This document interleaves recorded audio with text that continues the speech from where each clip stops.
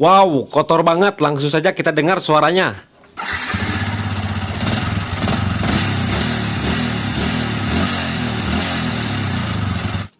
Nah, jadi suaranya seperti itu. Padahal baru 3 bulan ganti blok piston. Langsung saja kita proses pembongkaran lagi ya. Kita buka knalpot menggunakan kunci 12. Kemudian selang radiator kita lepas menggunakan obeng plus. Kemudian pembuangan radiator di blok piston menggunakan kunci 8. Kemudian radiator kita lepaskan menggunakan kunci 10 ya. Di sebelah kiri ada baut 10 2 biji. Kemudian soket kipas kita lepaskan.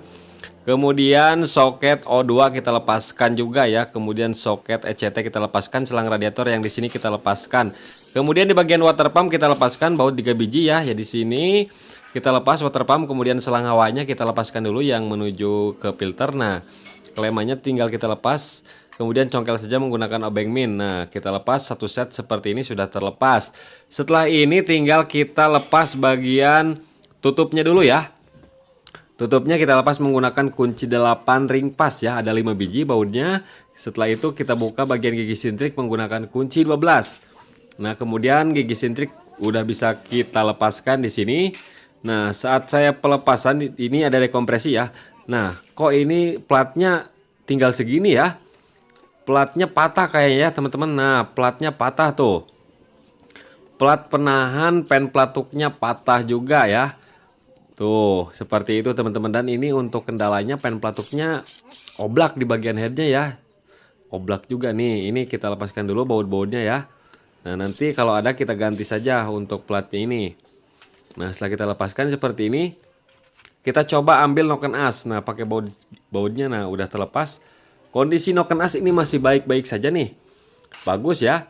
Kemudian kita cek bagian rocker armnya ini. Nah, di bagian rocker armnya ini, rocker armnya masih bagus.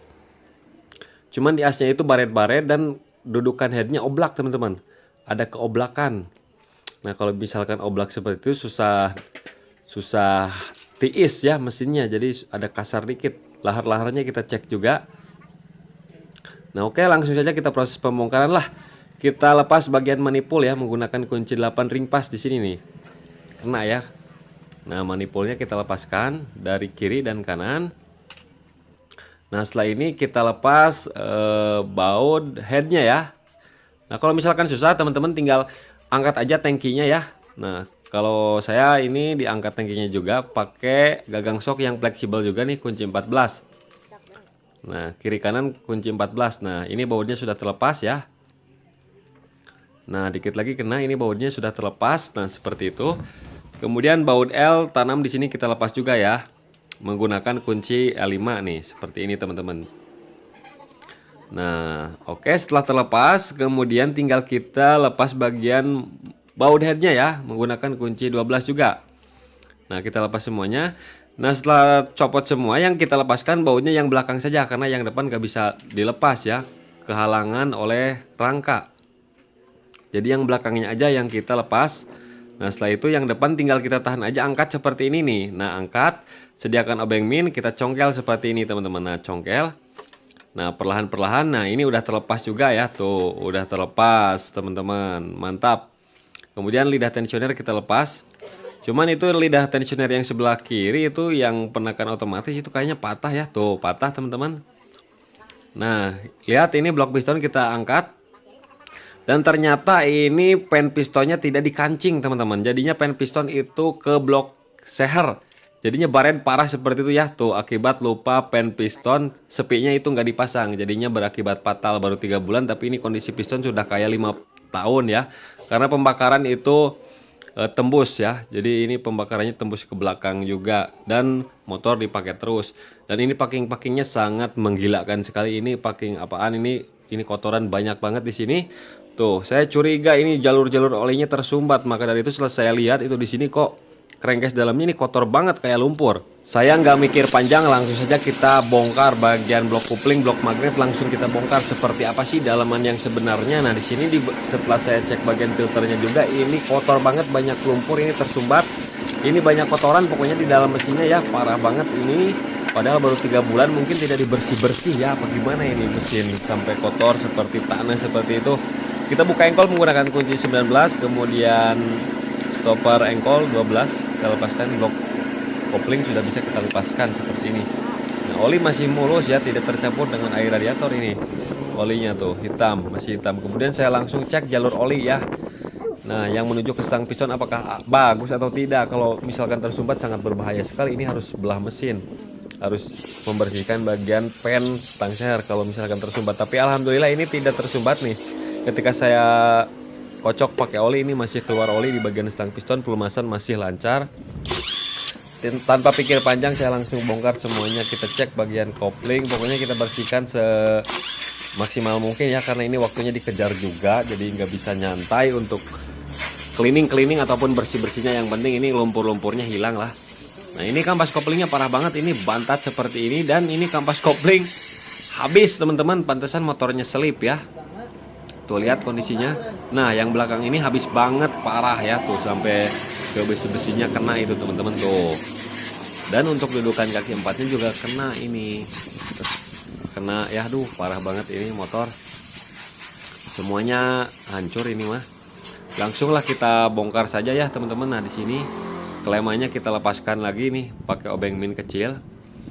Nah, untuk membukanya kita masukkan gigi 1 ya. Kemudian yang depan kita pegang stang share-nya, buka menggunakan kunci shock 19 ya. Murnya udah kena ini. Nah, ini ring, ada ring. Kemudian yang belakang tinggal kita masukkan aja gigi 1, langsung putar pakai impact. Usahakan punya impact, kalau nggak punya impact ya pakai tracker juga, tahanan ada. Saya nggak pakai karena pakai impact. Nah, oke, ini udah terlepas murnya. Nah, ini ring penguncinya kita lepaskan sekaligus dengan kaki 4. Lihat itu teman-teman, di dalamnya itu lumpur ya, kayak lumpur. Ini nggak pembodohan, ini benar-benar asli, ini lumpur. Oh, ada sawah di dalam mesin ya. Kayaknya ini nyambut ini. Nah, kemudian ini ringnya kita lepaskan ya. Nah, ringnya kita lepaskan seperti ini. Nah, oke, udah terlepas. Nah, di belakangnya ada ring 2 biji ya, ada yang tipis, ada yang tebal 2 mili. Nah, udah terlepas. Kemudian yang depan kita lepaskan ini gigi primernya nih. Nah, sekaligus. Nah, karena kita mau bersihkan lah semuanya ya. Ada gigi balancernya, kemudian ada gigi pompa oli. Nah, ini ada bed spi-nya. Kalau jatuh ambil, takut hilang. Nah, ini gigi pompa oli yang dalam. Nah, kita lepaskan saja, kita bersihkan ya. Ini bagian kopling, kemudian bagian magnet kita cek. Nah, setelah saya bongkar nih, kondisinya seperti itu tuh, hitam ya. Langsung saja kita buka murnya menggunakan kunci 17 ya. Kemudian pasangkan lagi murnya. Murnya kita pasangkan lagi. Nah, seperti ini, agak macet dikit, mungkin ini bekas bintaran juga ya. Nah, kita pasang, kemudian gunakan tracker nomor 9 nih teman-teman. Tracker nomor 9 untuk membuka magnet ya, motor Vixen, motor Yamaha Sport ataupun bebek sama, ini pakai tracker nomor 9. Nah, seperti ini nih. Tinggal kita tahan, tinggal kita putar nih. Nah, seperti ini caranya. Nah, oke, pakai impact. Udah keluar nih. Udah kena ini, tinggal kita lepas saja. Nah, cara membuka magnetnya seperti itu ya, jangan sampai digedor-gedor supaya aman. Nah, kemudian murnya tinggal kita lepaskan lagi. Jangan lupa sambil ngopi, ngerokok ya, supaya fokus, perhatikan, supaya sekali lihat video saya langsung jadi bisa bongkar sendiri, pasang sendiri. Karena ini bongkar pasang langsung bisa nih. Oke, kita lepas one way nih, gigi starter hati-hati one way-nya.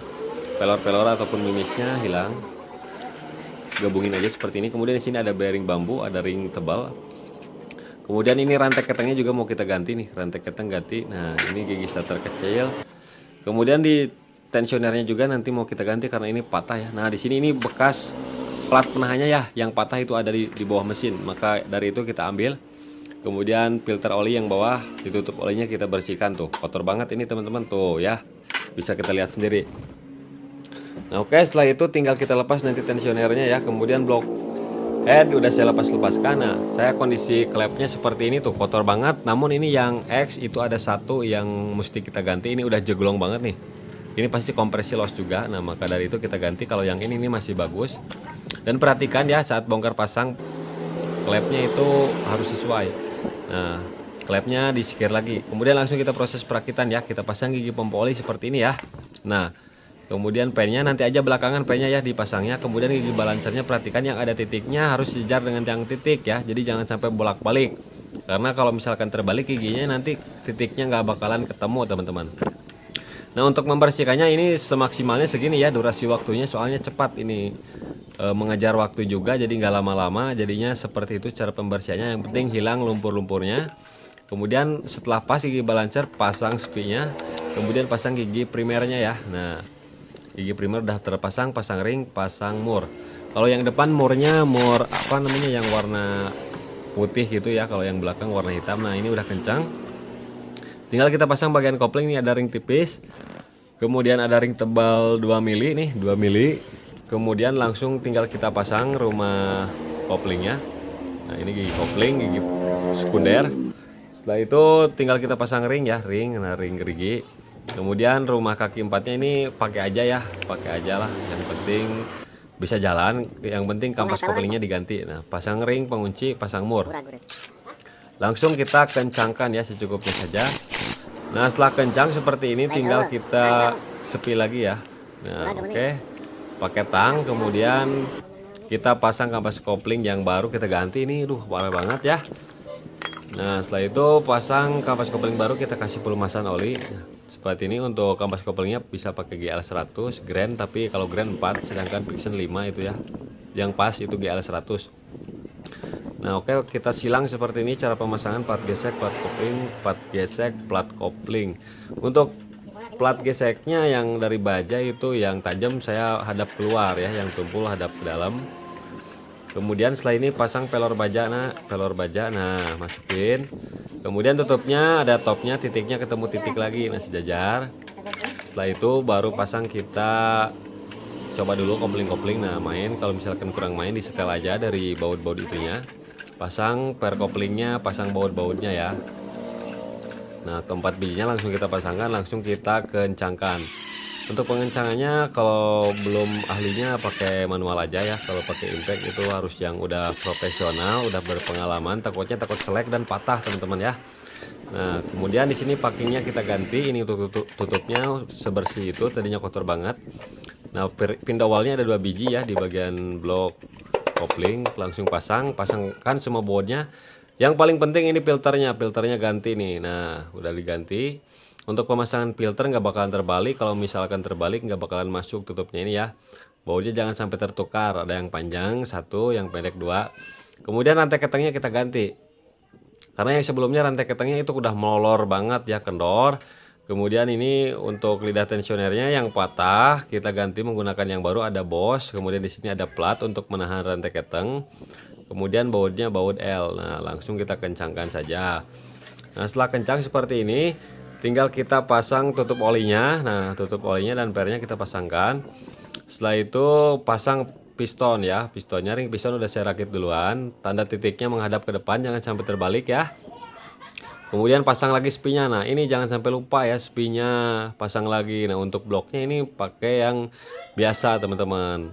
Karena yang original mahal ya, yang biasa juga harus awet kalau cara pemasangannya benar. Nah, kemudian pasang 2 buah pin dowel. Kemudian packing kertasnya kita pasang seperti ini. Nah, oke, setelah itu tinggal kita pasang blok pistonnya. Kasih oli dulu ya. Kasih oli. Kemudian pasang langsung blok pistonnya. Nah, seperti ini. Nah, ini ngegawing karet yang ngarudatkeun ini. Kalau nggak bisa dicopot juga, soalnya nyatu sama kabel gas nih. Nah, kita goyang-goyang seperti ini. Yang kita masukkan dulu itu yang ring celah kompresinya ya. Nah, goyang-goyang udah masuk, tinggal rantai ketengnya tarik dikit, baru tekan ke bawah seperti ini sampai pas di bawah pin dowel udah. Nah, udah tinggal kita tarik, topkan pistonnya ke atas. Nah, oke, setelah top tinggal kita pasang lidah tensioner. Nah, oke, udah terpasang lidah tensionernya. Tinggal kita pasang pin dowel ya, 2 biji. Pin dowel, kemudian packing. Packingnya usahakan yang ada hitam-hitamnya ya, daya catnya. Saya pakai merek Tiger ataupun TGP, bisa juga pakai Puboru atau original. Semua kualitasnya bagus itu TGP ataupun Puboru ya. Kemudian cara pasang headnya ini seperti ini. Bautnya dipasang duluan ya, tuh baut yang di paling depan dipasang duluan. Kemudian kita bareng duaan ya, berdua cara masangnya supaya lebih mudah nih. Seperti saya ini, saya ngepasin ya ke rangkanya dulu. Nah, baut yang ke rangka kita pasin. Sedangkan itu teman saya itu megangin rantai keteng. Nah, oke. Kita pas-pasin seperti ini, lihat nih, lihat sampai plak aja karena ada pin dowel juga. Kalau misalkan nggak plak itu kurang-kurang geser dikit. Nah, sambil kita lihat nih, tuh saya lihat nah udah masuk kan ya, udah rapat. Kemudian tinggal kita pasang baut-bautnya. Nah, bautnya ada ring tembaga. Nah, baut ring tembaga yang belakang pasang lagi nih, caranya seperti ini. Tinggal masukkan saja. Kemudian langsung kita kencangkan dulu ya bautnya secara merata dulu, pakai kunci sok. Setelah rata baru kita torsi. Kalau pakai manual juga boleh, yang penting rata. Nah, kalau saya setelah rata seperti ini, saya torsi nih seperti ini, pakai kunci torsi 24 Nm. Nah, oke, setelah itu tinggal kita pasang baut yang satunya lagi nih, baut L-nya. Nah, kalau baut L-nya ini pakai torsi juga bisa, manual juga bisa. Kalau pakai torsi ini masih bentrok, ini gak bisa nih. Susah ya, sempit areanya kalau di nempel di rangka. Kalau pakai torsi itu 15 Nm ya. Oke, udah kencang ya teman-teman, tinggal kita topkan nih, top. Nah, spin magnet udah menghadap ke atas. Ya, dicolok pakai dari lubang busi juga. Piston sudah ada di titik mati atas, pasang dekompresi, pasang gigi sintrik. Nah, gigi sintriknya seperti ini cara pemasangannya. Jadi yang garisnya itu di atas harus sejajar dengan coakan segitiga yang ada di yang ada di blockhead.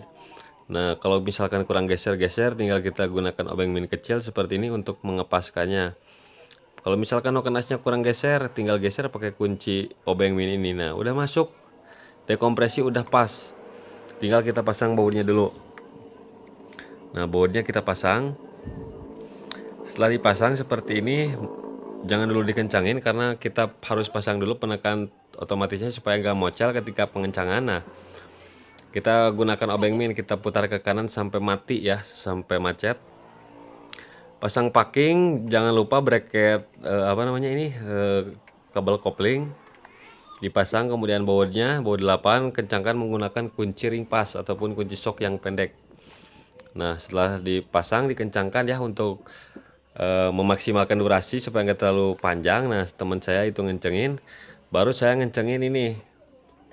Kita tekan dulu ya, keluarin nih, keluarin, tekan otomatis ya, putar pakai obeng min pendek. Rantai keteng udah kencang, baru kita kencengin bautnya menggunakan kunci torsi 27 Nm ya. Pakai impact 3 kali jetrek udah mantap. Nah, udah kencang, putar-putar udah aman, tinggal kita setel-setel aja celah-celah klepnya, bolehlah seperti ini. Kemudian saya pasang bagian magnet, ada ring, ada bearing, kemudian gigi one way. Nah, pasang ya gigi starter besarnya. Pasang dulu gigi starter yang kecil, ada ring ya di pennya. Kemudian pasang gigi starter nih, masukin seperti ini supaya mudah. Kalau misalkan belakangan itu nggak bisa masuk. Nah, langsung kita pasang sesuai dengan spi. Setelah ini tinggal kita pasang ring dan pasang murnya. Nah, langsung kita kencangkan saja secukupnya saja teman-teman. Nah, secukupnya saja. Oke, udah kencang ya.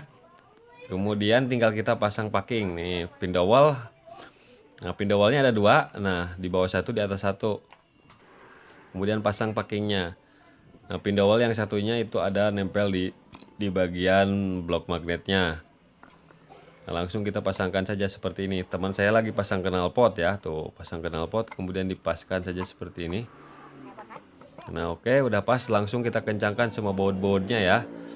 Nah, kemudian baut ini di bagian head kita pasang ya. Nah, baut dalamnya kita tarik aja supaya mudah tangkinya ke atas. Nah, setelah dipasang, kemudian pasang water pump, kita kasih lem aja dikit di sini ya supaya nggak ada rembesan.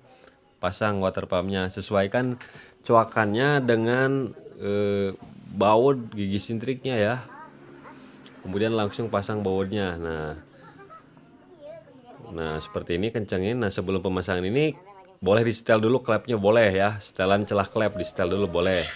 Nah, supaya durasinya nggak terlalu panjang ya, teman-teman juga tahu cara setel celah klep. Nah, setelah hidup seperti ini motornya lihat olinya. Nah, ini olinya bagus ya, lancar naik ke atas. Nah, buka aja dari baut ini untuk pengecekan oli yang masuk ke bagian head. Nah, setelah saya melakukan penyetelan celah klep, karena yang sebelumnya belum saya setel saat pengecekan oli, setelah saya setel, terpasang tutupnya, pasang radiator. Nah, ini udah mantap, udah hidup lagi nih motornya, dan suaranya udah mendingan ya.